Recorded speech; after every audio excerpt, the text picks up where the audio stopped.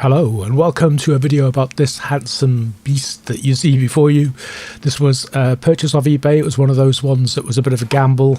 It was sold as seen, untested, and I talked the guy down a little bit, well, quite a reasonable amount actually. It was about 25% or so I got him to knock off, but still it was enough money that this thing would be a bargain if it works. It would be money down the toilet if it doesn't. So yeah, we're going to take a look and hopefully it will work. So we can see it's from a company called Orchard Computers, and it's got a megahertz display as a desktop case. I don't have any desktop cases with a megahertz display, so that's kind of cool. Only towers. I tried to find out if Orchard still existed, and there are a couple of companies with that name, though I don't think any of them are particularly related to this, so I guess this was just one of those independent private manufacturers back in the 90s. The panel down the bottom's got a nice megahertz display, black turbo button, a black reset button, and a slightly corroded lock. Over on the other side we had this rather handsome Creative MPC2 CD drive. One of the things that drew me to buying this, because I thought with the case and this CD drive alone are probably worth what I paid for it. I never seen this particular branding on a Creative drive before, MPC2. I wondered if it's part of one of those multimedia kits where you get like a sound blaster, a CD-ROM drive and some speakers all in the same box perhaps. And yeah, the case is in pretty good nick. There's a few little rusty patches, just tiny ones, and just a few little marks, and apart from that the case is in really good condition. And then if we take a look around the back, another reason why I was attracted to this, because it's got things inside, like it's got a sound card, it's got a graphics card, it's got some I/O, serial ports and printer ports, and yeah, power supply is an AT one, so it'd be interesting to see what we've got in there. I kind of love these mystery boxes. The guy didn't put any details and didn't really know what it was. I think it was just like a house clearance type thing. So yeah, I'm kind of excited to see what's inside. And there we go, we've got a big old sound card at the back, a graphics card, some I/O, a CPU with a fan on it, and yeah, it's all VLB as well, which is cool. So I think to start with, we'll just get everything out. It probably need a good dusting. Actually, it looks pretty clean to be honest, but there is a little bit of dust, so get everything out and give it a bit of a clean and see what we've got. And we've got a graphics card from Trident, and we've got, I can see it's a Jazz 16, so that's a MediaVision card, nice DOS card, and an I/O card. It's quite an interesting arrangement for the drives as well. I don't think I've got or had another machine with the floppy kind of propped up vertically on the side like that, which means that has to come up first to get at the screws to get the CD drive out. And the hard drive's mounted behind that in a similar fashion, so IBM, I can see written on that. And then we can get at this fine looking Creative drive. I think it's a 2-speed one, which will make it the slowest drive that I own. I've got a 4-speed NEC, but nothing slower than that. Next out's the PSU, so it's AT. You need to get it out first to get at the connectors to the motherboard, which is a bit of a pain. All the front panel connectors are kind of held together in this cable tidy thingamajig, which is good because it kind of keeps them in the right place, so it'll be easy to put them back. And with all of that out the way, we can see the motherboard. An SIS chipset is revealed. The guy who sold it did look in this far and could see the print on the silk screen, so I knew it was a SIS chipset, not a crappy PC chips or anything when I got it. It's very awkward that they put the PC speaker right above the CPU. I guess they didn't know what motherboard was going to go in the case, but it stops you raising the arm to get the CPU out, which is a bit annoying. So this thing's got a fan on it already. The guy did say 486DX. What kind of DX? We'll find out in a second. The posts were a bit strange. I've never seen them like this before, where you've got the sort of clippy, poppy end coming out the bottom of the case and going out through the top at the motherboard. So they're like double-sided ones instead of having the usual flat mount that goes into the bottom. I think they're probably more designed for motherboard trays, but these ones, I don't know, new one on me. Inside looks nice and clean, motherboard looks nice and clean, just a bit of a dust I think. Just going to give it a quick brush with the anti-static brush. You can see there's a bit of crap coming off it, but not too much. I'll clean the other stuff up and then we'll take a look at the individual components. The board is from SIS themselves, the SIS 486G 3.3/5 volt, so caters for all 486 CPUs, I guess. We've got front side buses from 20 megahertz to 50 megahertz, and it uses the SIS 85C 471/407 chipset. BIOS is from Award. So we've got 3 VLB slots and 4 16-bit ISA slots. I only have one VLB graphics card, which I think is in another machine, so I have to get something sorted out for this one as well, I think. It's nice that it came with some cache already installed, still 4 empty sockets.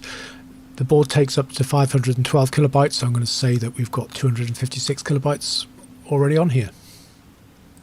There's 4 30-pin RAM sockets and 2 72-pin, and every one of them has a module already installed, so hopefully that'll be a decent amount of RAM for this machine, at least something to start with. So the fan is attached to the CPU on one of those little clip things, which is cool because it comes off easy. You don't have to worry about tape or glue or anything like that. It's always nice to separate the CPU. And we've got the venerable DX2, so pretty solid CPU for a machine like this. Nice low capacity drive from IBM. Look at that, 342 megabytes. Okay, so we'll start putting it back together again. I'm not sure if the machine works. I do know it powers up because there was a photo of it with the megahertz display lit on the listing. Whether or not it boots or not, we'll find out shortly. Get the I/O card back in. PSU is from a company called Skyhawk. Not one that I'm particularly familiar with, but it's pumping out a mighty 230 watts. I decided to pop the lid on the PSU, breaking the warranty seal, just to have a quick look around to make sure there's nothing untoward, no goop coming out of capacitors, etc. And the only thing wrong with this seems to be a lot of cack on the fan, so I'm going to take that out and give it a good clean. Always being careful not to put your fingers anywhere stupid when you do this, but yeah, it's always nice to have a look just to be sure. And there's PSU back in where it belongs. I did do this the first time and forgot to plug the power cables back into the motherboard, which is painful. Had to take it out again. And then it's just a case of getting it all put back together bit by bit, and once we get the lid back on, we can give it a go and see if it works. That's everything back in the box more or less, so we can take a little look at these expansion cards that came out. So this is the graphics card that came with the machine. This is from Trident, so it's a TVGA 9000C. What would you say about this? Solid, uninspiring, okay, compatible, it'll do kind of card, 2 megs of RAM, so it'll do to start with until I get something to go into some of those VLB slots. The cards did have some corrosion on the contacts, so I'm going to give those a clean up before I put them back in as well. Next up we have MediaVision Jazz. So these are nice cards. I think when I first got into retro PCs, this was one of the first things I got after I bought a Vibra and wasn't very happy with it. These are nice cards. They have real OPL on board. In this case, it's actually an LF944 chip, which is an OPL3 clone. But yeah, these are nice DOS cards. I'll always have a soft spot for MediaVision because the very first card I ever got in 1989 was a MediaVision Thunderboard 8-bit sound card. So yeah, MediaVision, always pleased to have another one in my collection. Not going to worry about sound right away though, because that's going to be maybe tricky with drivers and stuff. We'll just stick the graphics card in and see if we can get it to boot. So firing it up, get some action on the on the megahertz display. Like that hasn't been set up properly for whatever it is, something 6. Pushing the turbo button, however, it does go to 66, so whoever set that up didn't really do it very well. There it goes, action. So it looks like all of those sticks, 24 megs of RAM, not really bad for a 486, I guess.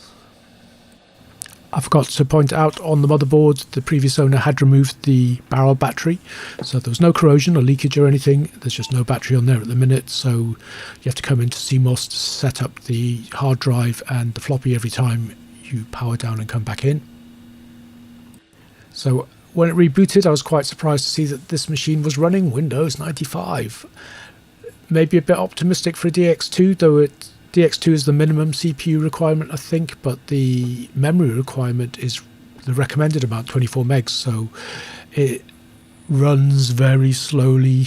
I wouldn't want to use this all the time. I think I'll take it off and put DOS on, but we'll have a quick look at what's on the hard drive first. And the answer to that question was not much. There was an install of Microsoft Office, and apart from that, it was totally clean. There was no games, nothing exciting, just a really tedious install of Windows 95, so I guess it'd been wiped and reinstalled at some point. I was keen to see if that rather nice, creative, double-speed CD-ROM worked, so just grabbed a CD. ATI drivers came to hand first, shoved it in, and I'm pleased to say that it does indeed read, so it's nice to have that up and running. Floppy drive was working okay as well, so that was all functional on the drive front, so cool.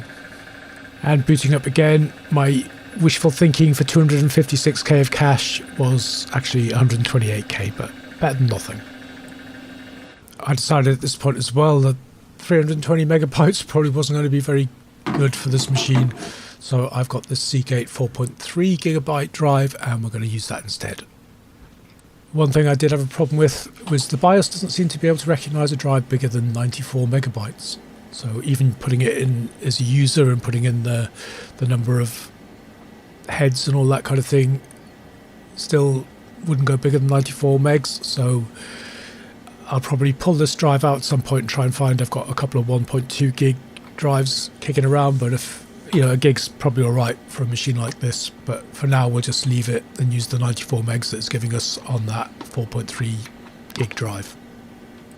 So what I decided to do now was format this drive as a system drive and put on DOS 7.2 off the Windows boot disk, and also put Phil's Computer Labs DOS pack on here, something I haven't done for a long time, so I thought I'd try it on this.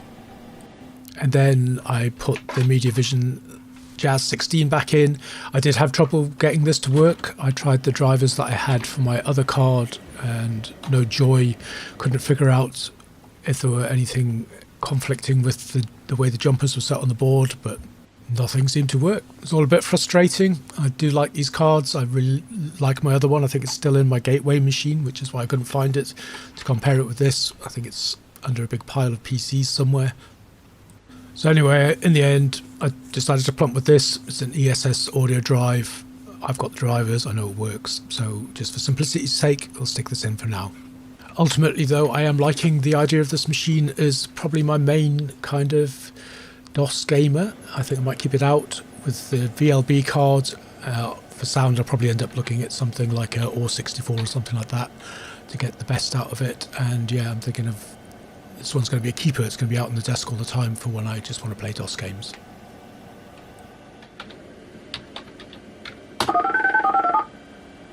And there you go. Sound. So that'll do for now. As I said, probably revisit this, upgrade a few things and turn it into an everyday gamer, but for now we'll just get the lid back on and try it out. And it has to be said, it's a smart looking machine. We've got the 66 on there now. I need to tweak that for the turbo so it shows 33. So let's load something up and see what we got.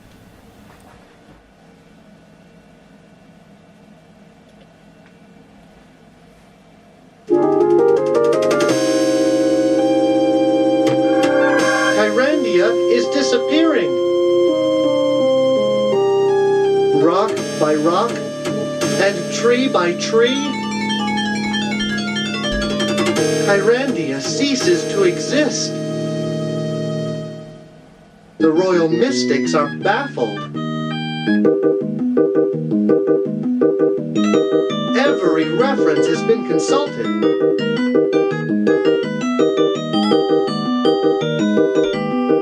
Even Marco and his new valet have been allowed into the conference. Luckily, the Hand was experienced in these matters. And finally, a plan was approved that required a magic anchor stone to be retrieved from the center of the world. Xanthia, youngest of the Kyrandian mystics, has been selected to retrieve the stone. So there you go. It all worked out pretty well. The jazz sound card, I'm pretty sure that's me. Hopefully I'll be able to get that working, but even if I don't, I'm pleased with what I've got here.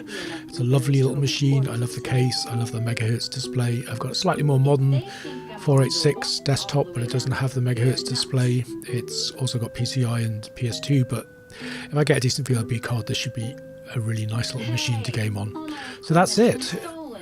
Mystery machine from eBay turned out to be a little gem. I'm really pleased with it.